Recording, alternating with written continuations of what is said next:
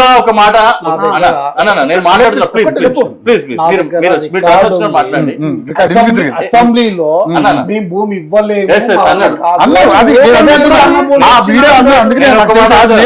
నేను ఒక మాట ఇచ్చినాక 7 లక్షల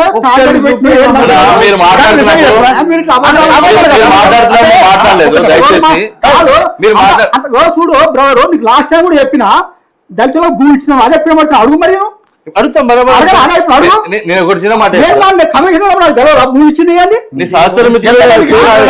ఇచ్చా 60,000 ఎకరాలు ఇచ్చినాము. అవును, అది ప్రూవ్ చేయకపోతే నువ్వు రాజకీయ సన్యాసం తీసుకుంటాను అడుగు. ఇదే చాలుగా ప్రూవ్ అడుగు. ఏమన్నా ఏం మాట్లాడుతున్నాడు మాట్లాడండు. ఉద్యమకాలం మేము 460 మందికి ఉద్యోగాలు ఇచ్చిన కళాకారులకు ఇచ్చారు చెప్తున్నా కదా, తెలుసుకోరు చెప్పి మెయింటైన్ చేశారా సంబంధించినటువంటి పట్టిన వస్తారా? నువ్వు నెట్ల పట్టిన వస్తారా? అది ప్రభుత్వాన్ని 400 10 లక్షలు ఇచ్చిర్రు, అర్హులకు ఉద్యోగాలు ఇచ్చిర్రు. శ్రీకాంతాచారి తమ్ముడు గూగుల్ నెట్ల కొట్టి లేదా ఇప్పుడు శ్రీకాంతాచారి తమ్ముడు 50 లేదా? నువ్వు కేసీఆర్ లో మాట్లాడకు. మాట్లాడినా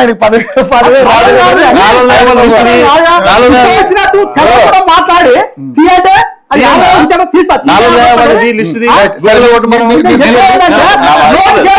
ఇప్పుడు అధికారం మేమున్నావా?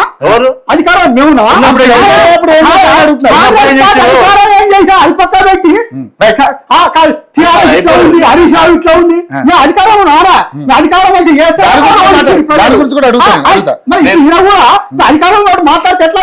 నేను ఒక చిన్న మాట అంటే దోస్తానం తెలుస్తుంది కదా. ఒక్క నిమిషం. ఫస్ట్ టైం తెలంగాణ వచ్చినప్పుడేమో బంగారు తెలంగాణ అని చెప్పారు. సెకండ్ టైం ఏమో బంగారు తెలంగాణ అయిపోయింది, వజ్రాల తెలంగాణ చేయాలని మళ్ళీ వచ్చిండ్రు. ప్రజలు కూడా ఏమనుకున్నారంటే ఫస్ట్ టైం తెలంగాణ వచ్చింది అన్ని చదువుకోలేదు కదా అని చెప్పి సెకండ్ టైం తెలంగాణ ఇచ్చిరు. ఒక విషయం, కుటుంబ పరిపాలనగా తెలంగాణ మారిపోయింది. 7 లక్షల కోట్లు అప్పు చేసిరు. రాష్ట్రాన్ని అన్న ఇప్పుడు నెంబర్ 1 చేసిరు. దేంట్లో నెంబర్ 1 చేసిరంటే 7 లక్షల కోట్లు అప్పు చేసి నెంబర్ 1 చేసిరు. నిజంగా ఒప్పుకోవాల్సిందే. 100% 7 లక్షల కోట్లు అప్పు చేసి నెంబర్ 1 గా చేసింది. ఈ రోజు మనం ఉన్నటువంటి ముఖ్యమంత్రి గారు ఏం చెప్తారు? నాకు వచ్చినటువంటి 18,000 కోట్లలో నేను 6,000 కోట్లు అప్పే కడుతున్నా, 6,000 కోట్లు నేను జీతాలు ఇస్తున్నా, నాకు అక్కడ మిగులుతున్న డబ్బు ఏంది అసలు ఆయన మాట్లాడుతూ ఉన్నారు. అయితే తను ఇచ్చినటువంటి పథకాలకు కూడా ఏవైతే హామీలు ఇచ్చిండ్రో ఆ హామీని నెరవేర్చలేకపోతా ఉన్నారు. అది ప్రజలందరూ తెలుసు, మనందరూ తెలుసు. వ్యతిరేకత వస్తుందా లేకపోతే అందరూ తెలుసు. దాని గురించి ఎక్కువ డెప్త్ పోదలుచుకోలేదు. నేను ఏమంటున్నా అంటే బీసీ డిక్లరేషన్ వినండి. చచ్చిపోయిన కుటుంబాలు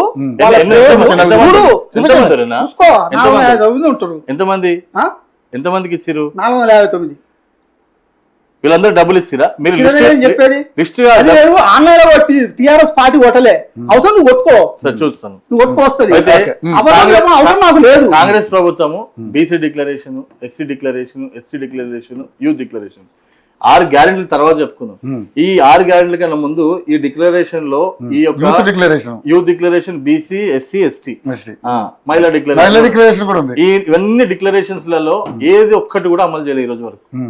మిగతా తర్వాత 3,000, 5,000, 4,000 చేసిరు, 4,000, 5,000 చేసిరు, అన్ని తర్వాత విషయాలు. నేను ఒక్కటి చెప్తున్నా, కేంద్ర ప్రభుత్వం 2,50,000 డబుల్ బెడ్రూమ్లు కట్టమని డబ్బులు ఇచ్చింది. ఇది వాస్తవం. నేను ఉన్న మాట వాస్తవం చెప్తున్నా. 2,50,000 డబుల్ బెడ్రూమ్ కట్టమంటే ఆ ప్రభుత్వం కట్టలేదు, ఈ ప్రభుత్వం కట్టలేదు. అరే అందరికి నేను బుక్ తీసుకొస్తా, పుస్తకం తీసుకొస్తా. 6 కోట్ల మంది కట్టించారు. 6 కోట్ల మందికి 6 కోట్ల మంది కట్టించారు. అవును, 6 కోట్ల మంది కట్టించారు. ఏం చేస్తారంటే రాష్ట్రానికి ఇంత అమౌంట్ ఇస్తే మీరు డబల్ కట్టుకుంటారు, వీళ్ళు ఇష్టం. అది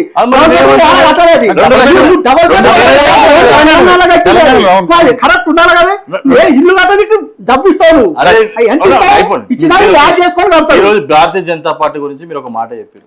అరే మీరు అధికారంలోకి వస్తారా రారా అనే విషయం మాట్లాడి నేను ఒకటే చెప్పదలుచుకున్నా. ఈరోజు భారతీయ జనతా పార్టీ మాకు ఉన్నటువంటి గతంలో 2014లో పోటీ చేసినప్పుడు మాకు 7%, తర్వాత 18కి వచ్చినప్పుడు అది 14% అయింది, తర్వాత మొన్న ఎంపీ ఎలక్షన్స్కి వచ్చిన 35% అయింది. ఈ రోజు మనం అక్కడ నుంచి చూసుకుంటే ఎంపీ ఎలక్షన్స్ కానీ ఎమ్మెల్యే ఎలక్షన్స్ కానీ లేకపోతే మన జరిగిన ఎమ్మెల్సీ ఎలక్షన్లు కానీ మనకు ఆల్రెడీ భారతీయ జనతా పార్టీ పరంపర కొనసాగుతా ఉంది.